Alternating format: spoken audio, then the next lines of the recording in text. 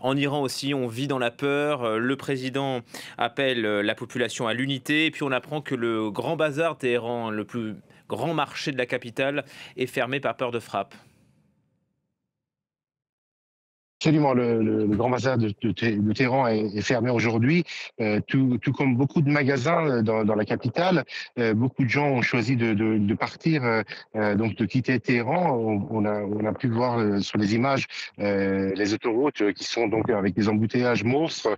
Certains, par exemple, habitants de Téhéran, ont mis 18 heures pour parcourir une distance plusieurs dizaines de kilomètres jusqu'à la mer Caspienne, alors qu'en temps normal, on met 3 heures, par exemple, avec, par exemple, des gens qui n'avaient plus d'essence en route, donc qui ont été, ils ont dû s'arrêter au bord de la route. Donc, une situation de tension très forte, des files d'attente très importantes devant les stations d'essence, à Téhéran même, plusieurs centaines de mètres quelquefois, il faut attendre 3 heures, et quand on arrive à la station d'essence, on peut obtenir que, par exemple, 30 litres d'essence. Il y a beaucoup d'inquiétudes chez les Iraniens. C'est une situation très complexe que vivent les Iraniens.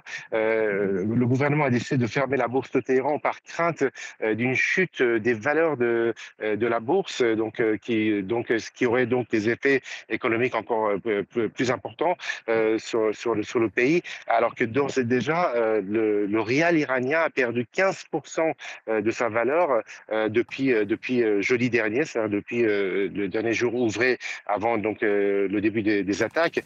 Donc on vit une situation de crise. Alors c'est vrai que depuis 15 heures, depuis minuit, il n'y a pas eu d'attaque, mais tout le monde se demande si c'est le calme avant la tempête. Justement, un mot sur les frappes israéliennes, Siavosh, puisque l'attention se porte en ce moment sur Natanz, qui est l'un des plus grands sites nucléaires en Iran. Les Israéliens ont-ils frappé la partie souterraine? L'AIEA assure que non. Est-ce qu'on en sait davantage sur cette information?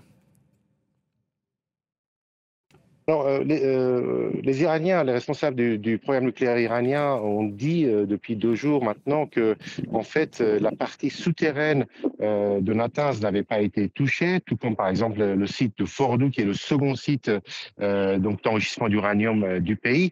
Et ils ont affirmé que sur la partie sur terre, seul, par exemple, il y avait eu des dégâts mineurs et il n'y avait pas eu de destruction importante.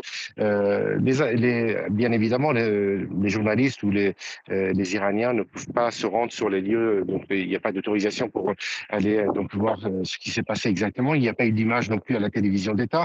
En revanche, les inspecteurs de l'Agence internationale de l'énergie atomique, qui sont toujours présents en Iran, peuvent se rendre sur les lieux et donc constater les dégâts qui ont été causés par les frappes israéliennes.